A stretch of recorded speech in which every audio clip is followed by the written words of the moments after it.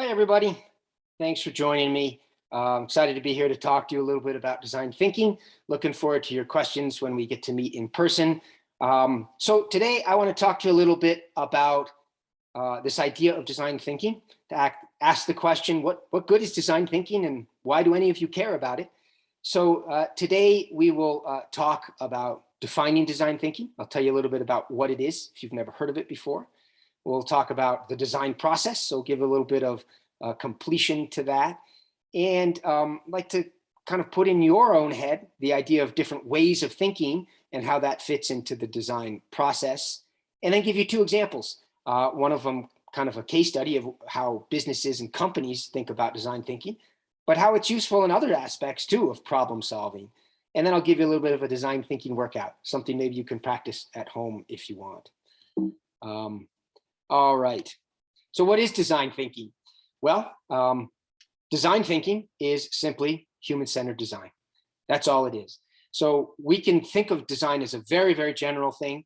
When I got out of graduate school, and this was back in the 1990s, I studied design at Stanford University in California, in the United States, in the heart of Silicon Valley. And this is arguably the home of where design thinking started. When I got out, design thinking wasn't a term that had been really generated yet at that point. And I spent a lot of time explaining to people what I did as a product designer. And oftentimes people really just didn't understand it. As an example, if you look down in the corner there, one of my favorite creative thinkers and designers, Wile E. Coyote. I don't know if any of you know who he is. It's from an old cartoon back from the 1970s where Wile E. Coyote chased the Roadrunner. I'm sure you can find examples of that if you have access to the internet. You can watch some of the shows on YouTube or someplace. But he was very creative, arguably a fantastic designer, and but never managed to catch the Roadrunner to eat him. As you can see, he's always running off with his, you can see he's got his fork and his spoon in his hand, hoping to catch his dinner. However, he's not a human-centered designer. He's not a design thinker. He's simply a creative designer. And so when I got out of school, this is what design was. And this is not something you all have to read, but I put it up there to show you the definition of design. This is what we would find in the dictionary. If you look it up, this is what it says: to create, fashion, execute, or construct according to plan. And by that definition, everybody's a designer. I know we've all put together something we bought, created something, whether it's sandcastles on the beach, or a play that we put together with our friends. So we're all designers in some respect, but we're not all human-centered designers. And design thinking was a term that was coined or created to really make a distinction between putting humans at the center of a design process or putting just the solution at the center of that process. So that's really the distinction. I hope that makes sense to all of you. I want to tell you a little bit about the Stanford design process. There's lots of different design thinking processes out there, and there's lots of frameworks for these processes. You'll find the three lenses, you'll find the double diamond. I'm just throwing out all these terms so you guys get an idea that there's lots of different frameworks by which people have decided, oh, this is design thinking. They're all kind of the same. I went to Stanford University. This is what we talk about, this idea of empathy, defining, ideation, prototyping, and testing. And so this is really just a problem-solving process. That's all design thinking is. And the interesting thing, which I'll show you here in a moment, is that companies can apply it to big problems that of products and services that they want to provide to people. Governments can apply this process of thinking to help solve problems for their constituents, their citizens, and the people in their areas and counties and provinces.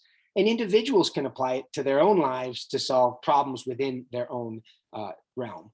And so that's really the really neat thing about design thinking, is it's useful across all of these different perspectives. And I hope that's one thing you'll take away from today. So if you think about it from a process, this is the process I want to quickly explain to you. Empathy is where we go out and we empathize with people. We try and understand their situation. You've probably heard the term something like walk a mile in somebody else's shoes. it's really a point of view. If you're trying to create something for someone, you want to make sure that person likes it. So if you're trying to solve a problem for somebody, you want to be in their position to understand the way they think about things. It's a very common mistake. All humans do this, for us to think that if I like it, everybody must like it, which as you get older, you discover simply isn't true. Humans are very diverse. We have diverse interests. There are some common threads that tie us all together. Some, ideas of universal kindness and empathy for kindred spirits and other humans in the world. But some of us like brown shoes. Some of us like pink shoes. Some of us like spicy foods and others like bland foods. So we have different preferences and tastes, and our needs are different. And so when we go out and study this, we get a sense for what it is that people need and want. And that's probably the most important part of design is connecting with real people. But you'll hear something like, I don't like going on trips like this because, people just drag me around. Maybe you go to a big city and go on a tour and people say, I just feel like people are dragging me from place to place. Well, there's a need and a want there, but it's stated in a negative way. And so this is the next important thing, is to think about what is it that people meant when they said that. I'm sure you have friends who say something and you find yourself scratching your head and saying, what did they really mean by that? And so these two processes of creating order and understanding out of chaos is really a very important part of the designer's set of tools, is figuring that out. Afterwards, we create ideas for solutions. We prototype them. So we create something physical that helps us test, which is the last step, to see whether or not these are good ideas. And then we go back and we see, do we need to meet with people again? Do we need to create more solutions? So this is a very cyclical process where sometimes it feels like we're just chasing our tail and running in circles.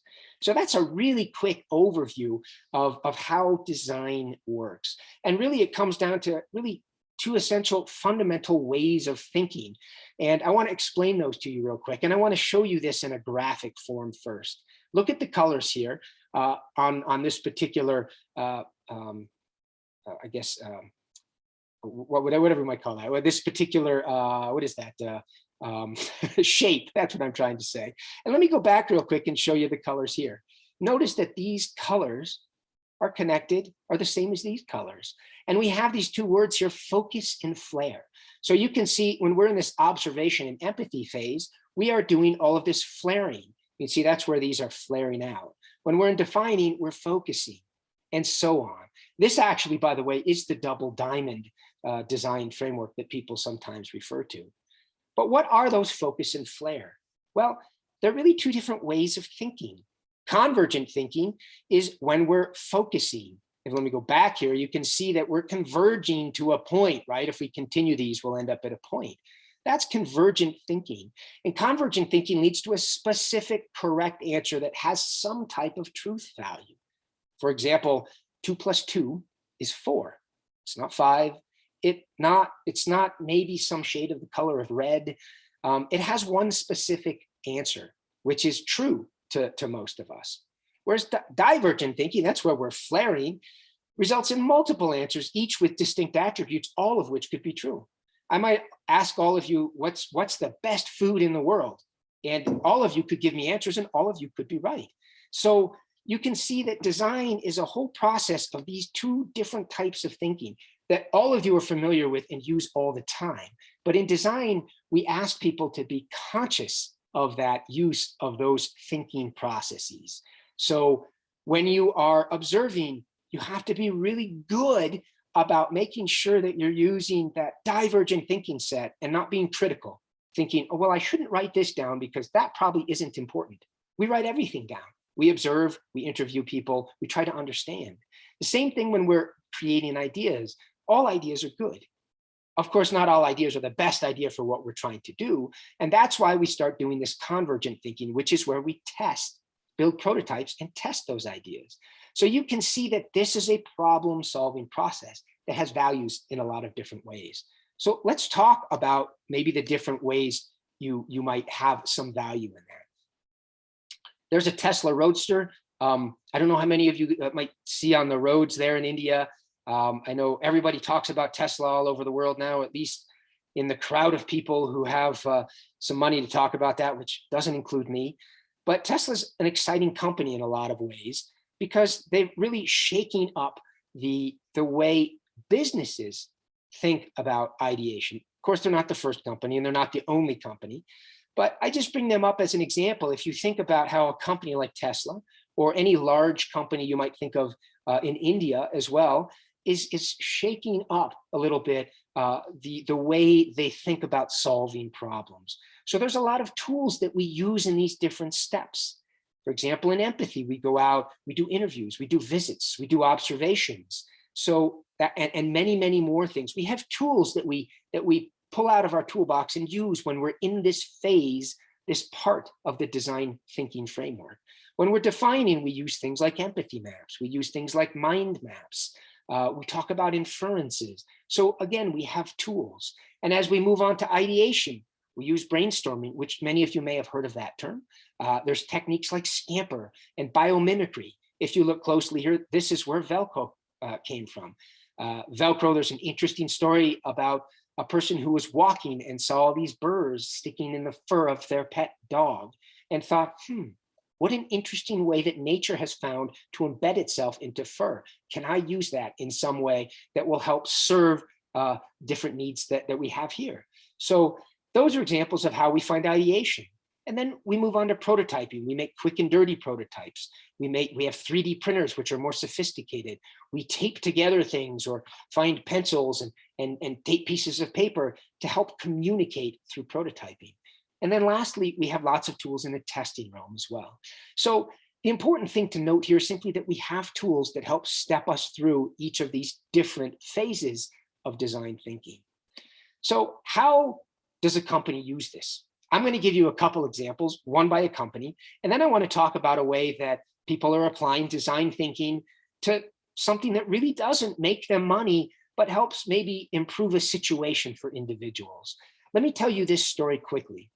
This is a story about a big design company called IDEO, and they were approached by a hospital where a technician, much like this woman here in this picture, she was constantly seeing a lot of young children in a cancer ward. And if you're not familiar with this device, it's called an MRI, and it's very loud, it's very noisy, it's claustrophobic, it's scary. And if you're a 10-year-old child with cancer who has to go to the hospital regularly, this can be a horrible experience. And this technician, not this one in the picture, but a technician from a hospital, a children's hospital in Chicago, approached the design group and said, look, I have this horrible job where I'm trying to help these kids, but they come to me and they're terrified and afraid and crying. What can we do to help them? And so the designers went out and they went through these phases we just talked about, starting with empathy. Here's a look of the inside of that machine. This spins very, very quickly and is very noisy. And they went out and did a whole bunch of observations. They spent some time with these children. They spent some time with other children, and they did a lot of observations and interviews. And they used this process that's kind of an observation, an inference, and an insight or a hunch, much like the old game of Mario Brothers. Probably none of you have played that game. It's pretty old, but you have to make a leap of faith here. That's your inference, jumping over this gap. So the observations they made, we heard that my brother gets to go to camp, but I can't go. They saw things like there was no trophies in the rooms of these sick children, maybe unlike their siblings. And they had a thought that maybe that life-threatening illness sucks all the adventure out of the lives of these young cancer patients. And so they used this other tool, just to give you another example of a tool. You can see this, we met, we're surprised to notice, we wonder if it means something, and it would be game-changing too. And they filled this out. We met Sarah, who was 8, a cancer patient at a hospital visit. We were surprised to notice that she was scared and had a tightly managed life. We wonder if this means she wants to experience fun in life like other kids. And it would be game-changing to create an adventure experience at the hospital. And that's what they did. They, of course, went through these testing and these prototypes and revisiting with the children, but they tried to create an adventure experience at the hospital, an experience that only these kids could take and their siblings could not take. And so this is what they did. They reimagined and recreated these rooms in the hospital as places to take an adventure. So if you think you're going into space, maybe that confinement and that noise isn't quite as scary because you're brave to go on an adventure. So that's an example of how designers might employ design thinking for businesses. But here's another example of how people might employ design thinking.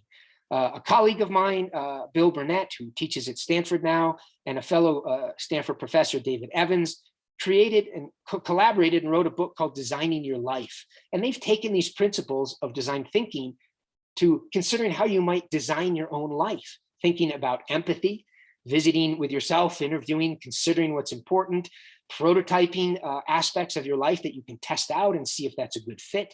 And so they took these problem-solving skill sets to try and design the life that individuals might want to pursue. So you can see that this is just a problem-solving mindset. That's it. That's all it is.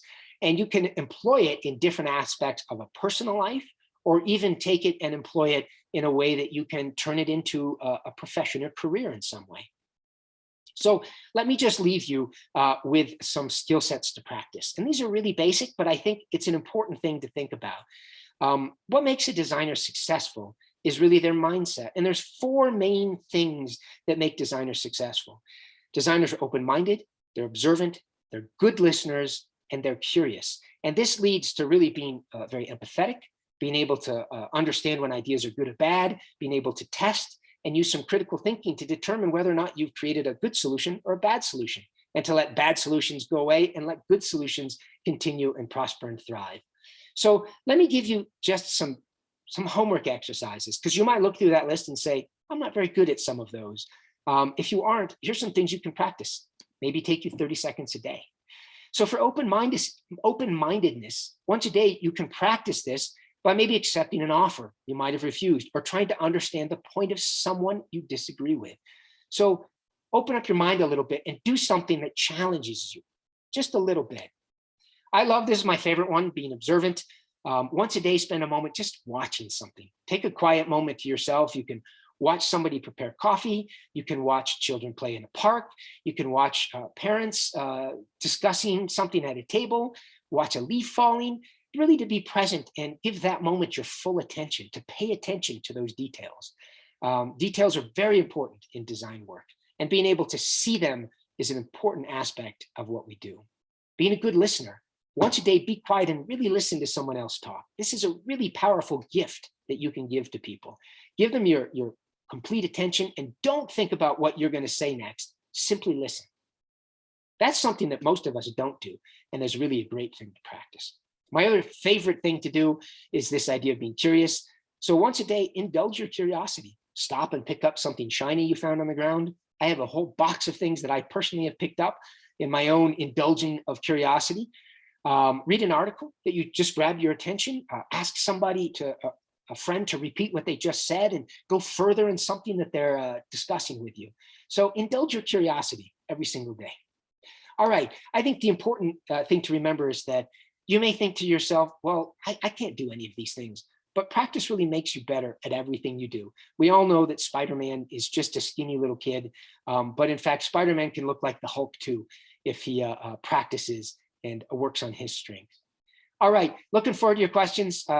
I'll see you all soon.